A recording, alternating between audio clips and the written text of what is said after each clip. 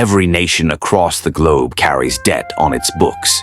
The United States has surpassed $39 trillion in obligations, marking an all-time peak. The euro area nations collectively shoulder roughly 15 trillion euros in government borrowing. Japan approaches 1,300 trillion yen, around 9 trillion US dollars. Even resource-wealthy countries like Saudi Arabia and manufacturing giants such as Germany and China bear massive liabilities. Yet, here's the intriguing riddle. If everyone is borrowing, to whom is all this money owed? This is where finance intersects with authority and the past. Nothing is quite as straightforward as it appears. Debt isn't merely a weight. It's the foundation of today's economic order. Every conflict, every downturn, every period of growth and contraction rests upon this hidden framework of obligations. Trace the line of lenders far enough, and you uncover a surprising truth. The planet isn't indebted to some external entity. It owes money to itself. That doesn't mean the advantages are shared fairly. To grasp how we've arrived at a world submerged in more than $340 trillion in overall debt, over 3 times the scale of global output, we must trace back to the origins. Long before instant transactions or plastic cards, sovereign borrowing emerged not from commerce hubs like modern finance centers, but from warfare. In 1694, Britain was locked in battle with France and depleting its reserves of precious metals. The monarchy sought funds from wealthy traders. In return for ongoing interest backed by upcoming tax revenues, they provided loans to the throne. To oversee this novel system, the Bank of England was established. It transformed governance. Nations could now finance expenditures beyond current resources. Lenders gained a valuable asset, a secure governmental pledge that could be exchanged or transferred. This invented the sovereign bond, the cornerstone of contemporary markets. Other countries followed. France adopted similar practices, the Dutch perfected them, and the young American Republic used them to support its independence and westward growth. Borrowing shifted from a sign of weakness to one of strength. The capacity to lend signaled power to govern. Empires no longer seized land solely for resources. They sold securities to collect returns. Wars moved from fields to ledgers. Leap ahead several hundred years, and borrowing has evolved into the primary global commodity. America carries $39 trillion, Japan over $9 trillion, and worldwide debt grows by roughly $1 trillion every few months.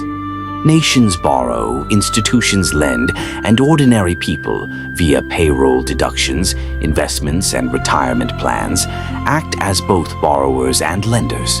But who precisely grips the opposite side? Consider the US as the prime example, since its liabilities are not just domestic, but international in scope. Of the massive total, about half is held by external investors, distinct from internal government accounts. Around 2/3 of that public portion belongs to domestic entities, financial institutions, retirement systems, investment funds, insurers, and the central bank. The other third, approximately $9 to $10 trillion, is owned abroad. Japan leads foreign holders with over $1 trillion, followed by China at roughly $700 to $800 billion. Then come the UK, Luxembourg, and others. Claims that America is deeply indebted to China hold some truth, but represent only a small fraction, around 2% of the whole. Primarily, the US owes funds to its own citizens and institutions. The government sells securities. Domestic buyers acquire them. The central bank frequently repurchases them, generating fresh currency. Taxpayers cover the interest, which cycles back into national savings and pensions. It's a self-reinforcing cycle. The obligations are genuine, yet the lenders largely mirror the system itself. This interconnectedness extends worldwide. Japan invests in American securities. The US supports Europe via international bodies. Europe aids emerging economies through development banks. Those nations then reinvest surpluses in developed world assets. It's an international passing of commitments, where the hot potato consists of pledges. Each participant possesses another's note, backed by yet another vow. The setup endures only through mutual agreement not to disrupt it. Deeper still lies the most influential force, the financial markets. Supporting every sovereign security is a network of powerful players, investment firms, retirement pools, national reserve funds, and monetary authorities controlling vast sums. They determine borrowing costs, favoring some countries with low rates while charging others steeply. Loss of their trust can crash currencies, topple regimes, and reshape entire societies rapidly. Elections choose leaders. Markets dictate endurance.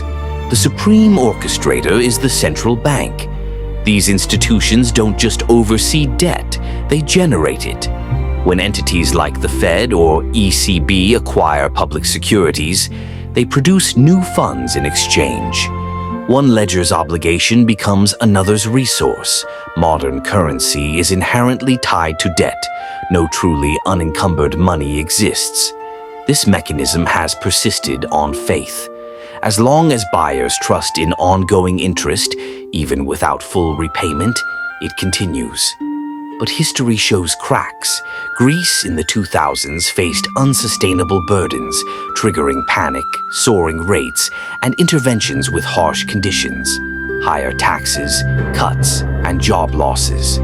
Argentina's serial defaults made borrowing a recurring burden. Sri Lanka's crises led to shortages and upheaval when reserves dried up. Failures exposed the lenders, global funds, credit assessors, faceless investors wielding influence. Still, the pattern reboots. Fresh financing covers old, restructurings occur, and the cycle resumes. In our era, debt isn't meant for full settlement, it's perpetual rollover. Nations refinance by selling new issues to retire maturing ones. Interest is the ongoing fee for steadiness. The world economy relies on this flow like a creature that must move constantly.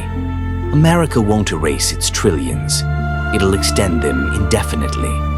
Japan has managed extreme ratios for years with minimal costs.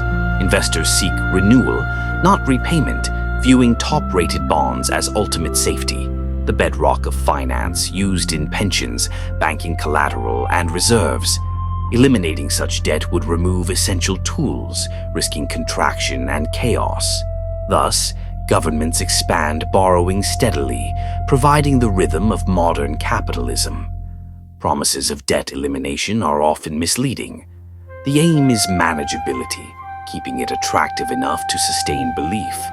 When faith erodes, rates rise, and the promise-based structure falters. The core insight: repayment was never the intent. It's perpetual confidence in future handling. Benefits aren't equal. Interest transfers upward from contributors to asset owners, amplifying divides. The machinery has debtors and creditors as interdependent parts. The risk emerges when growth can't match prior commitments. Then the question of ultimate lenders becomes urgent. At the summit, no single culprit exists, not one nation, firm, or body. It's the interconnected whole. Finance has made debt the currency itself, issued by states, expanded by banks, traded by investors, relied upon by societies. The distinction between borrower and lender has faded. Once a chain, debt now equates to equilibrium. Should that equilibrium shift and trust fracture, the facade dissolves, revealing promises with limits.